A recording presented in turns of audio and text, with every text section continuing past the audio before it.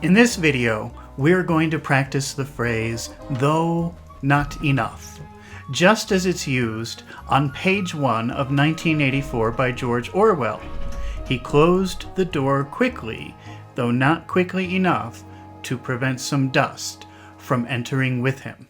If you are not sure how to use the phrase, not enough, it means not sufficient, not acceptable, or not satisfactory.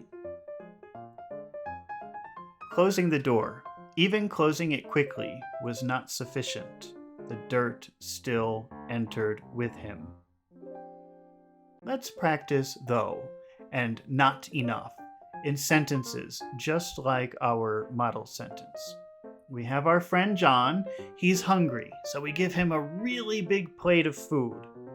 So much food, he can't finish it. He is hungry, but not sufficiently hungry to finish the large plate of food. He is not hungry enough to finish the food. In this construction, we will use the infinitive form of the verb to complete our idea. This idea can be a little confusing, but don't worry, now we're going to practice using it, and you can practice using it too. You will become more comfortable with the idea and how it works. Let's first start with a simple sentence. Lisa worked very hard. Lisa worked very hard. Lisa worked very hard. Let's ask a basic yes-no question with that sentence.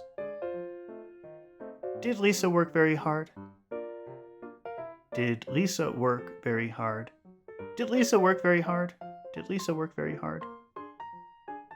Let's answer yes. Let's answer yes to that question, but we will add the word but at the end. Yes, Lisa worked very hard, but. Yes, Lisa worked very hard, but. Yes, Lisa worked very hard, but. Now let's present a problem. She didn't finish her project.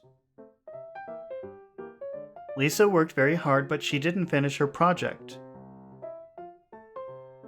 Lisa worked very hard, but she didn't finish her project. Try to say everything together. Lisa worked very hard, but she didn't work. Lisa worked very hard, but she didn't finish her project. Okay. She didn't work hard enough. She worked hard, but it wasn't sufficient. She didn't work hard enough.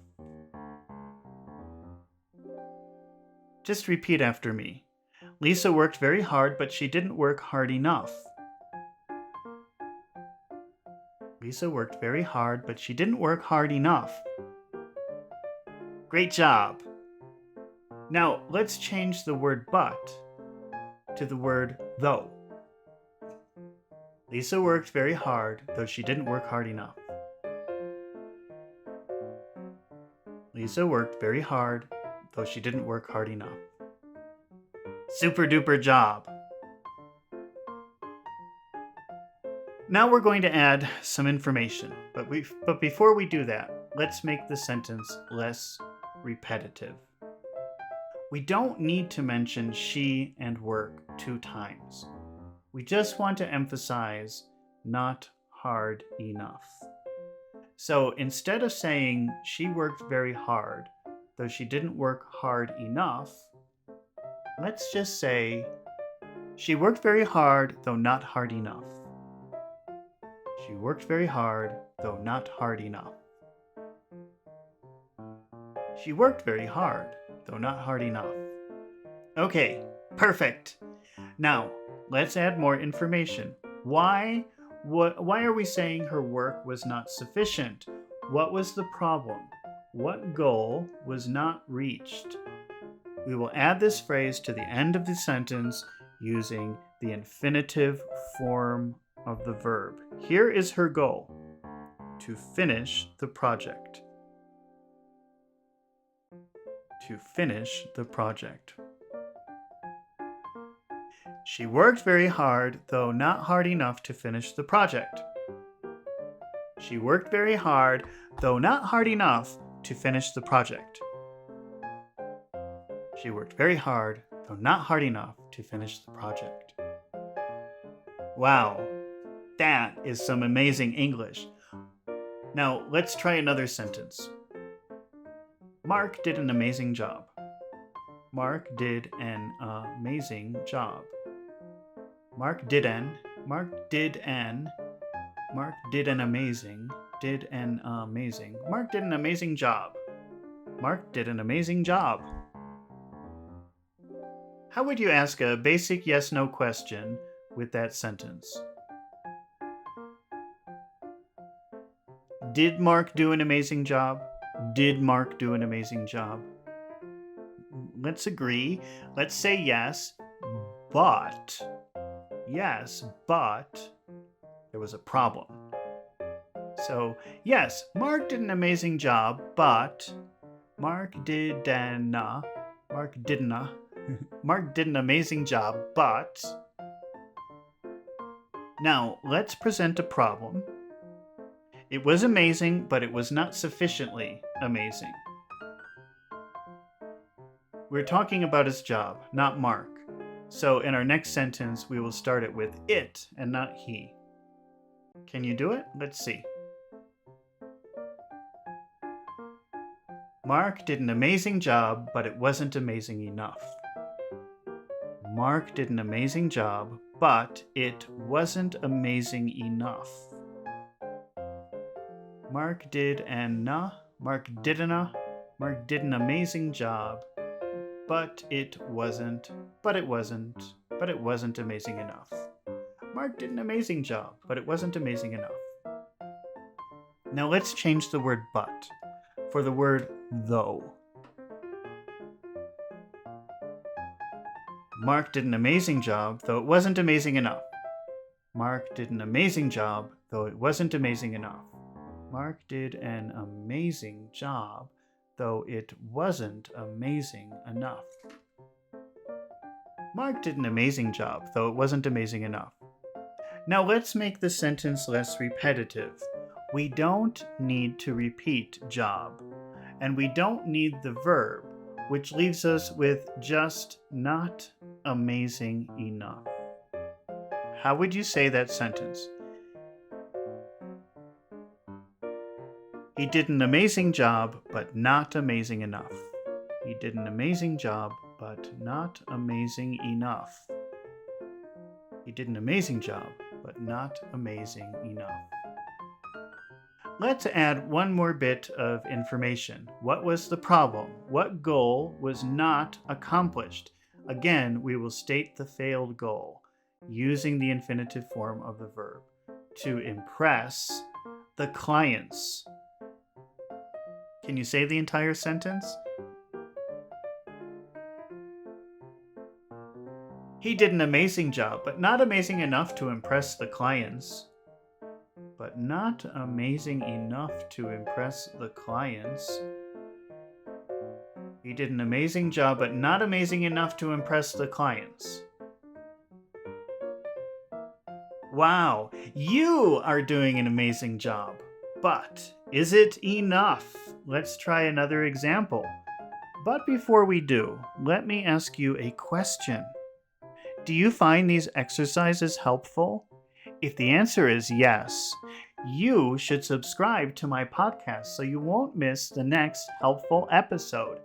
And if you are watching this on my YouTube channel, Professor English ESL Class, please hit the like button. It helps my channel so much and lets me know that you want to see more episodes like this one. Now, here is another sentence. Mary is angry. Mary is angry. Mary is angry. Mary is angry. How would you make a basic yes-no question with that sentence? Is Mary angry? Is Mary angry? Is Mary angry? Let's agree. Let's add a but at the end of the sentence. But let's add a but. at the end of the sentence. Yes, Mary is angry, but. Yes, Mary is angry, but. Yes, Mary is angry, but. How would you add she is not sufficiently angry? She's not as angry as you would expect. She's angry, but she isn't angry enough. She's angry, but she isn't angry enough. Now let's change the word but. Let's use the word though. She's angry, though she isn't angry enough. She's angry, though she isn't angry enough. Now, let's make the sentences less repetitive. We don't need to repeat she, and we don't need to repeat the verb, leaving us with only not angry enough. She's angry, though not angry enough. She's angry, though not angry enough. Here we don't really have a goal. In this situation, we want to say she's angry, but she will not go to the next usual step or next expected step of angry. So, usually when people are angry, at some point, they may start screaming or fighting, but she's not going to go to that step. So she's not angry enough to do that. Okay? So when people get angry and you expect them to fight or argue, how would you add the idea that she is not angry enough to fight? She is not sufficiently angry to fight. She's angry, but not angry enough to fight.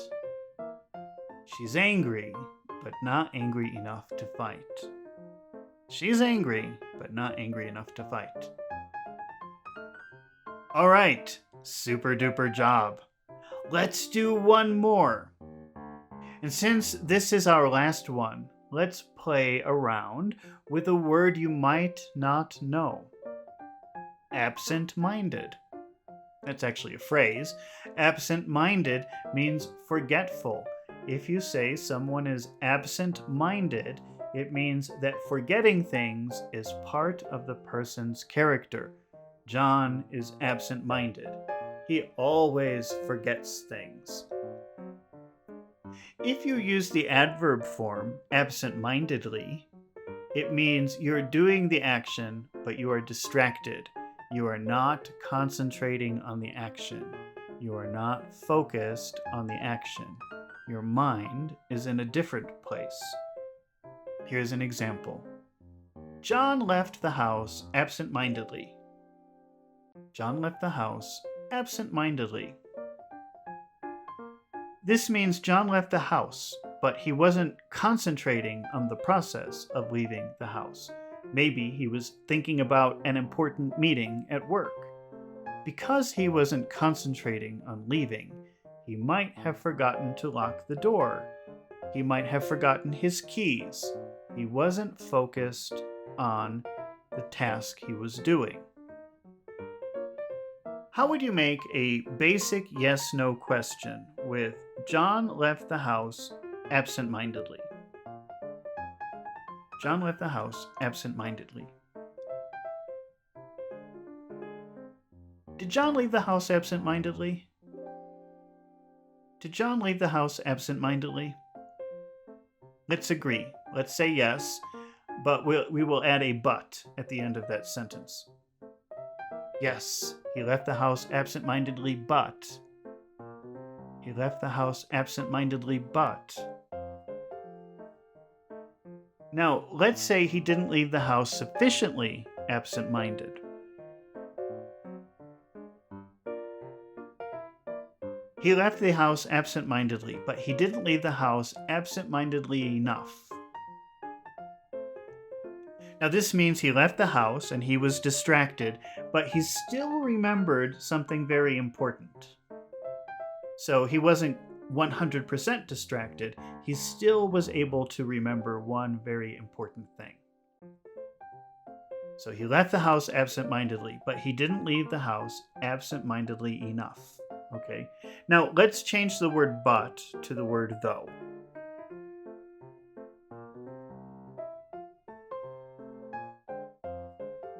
He left the house absent-mindedly, though he didn't leave the house absent-mindedly enough. It's pretty long. Let's try that again. He left the house absent-mindedly, though he didn't leave the house absent-mindedly enough. Okay. Now, let's make the idea less repetitive. We don't really have to repeat he or leaving the house again. So let's reduce this from he didn't leave the house absent-mindedly enough to just not absent-mindedly enough. He left the house absent-mindedly, but not absent-mindedly enough. Oh, we're supposed to use though. He left the house absent-mindedly, though not absent-mindedly enough. He left the house absent-mindedly, though not absent-mindedly enough. Because he wasn't sufficiently forgetful, it means he remembered something important. Let's say he at least didn't forget to feed the dogs. Remember to use the infinitive form of the verb here.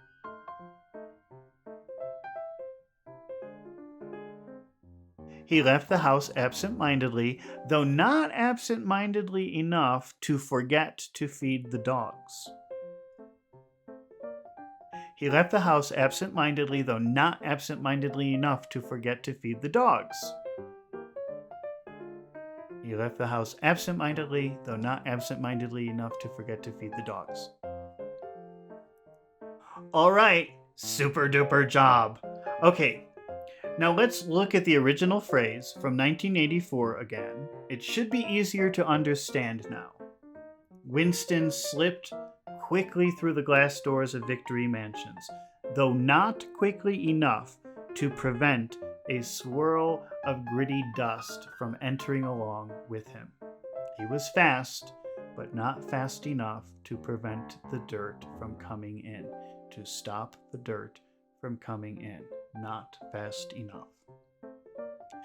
It's been really fun practicing English with you today, and I hope to see you again here real soon. So don't forget to subscribe to my channel, and don't forget to press the like button.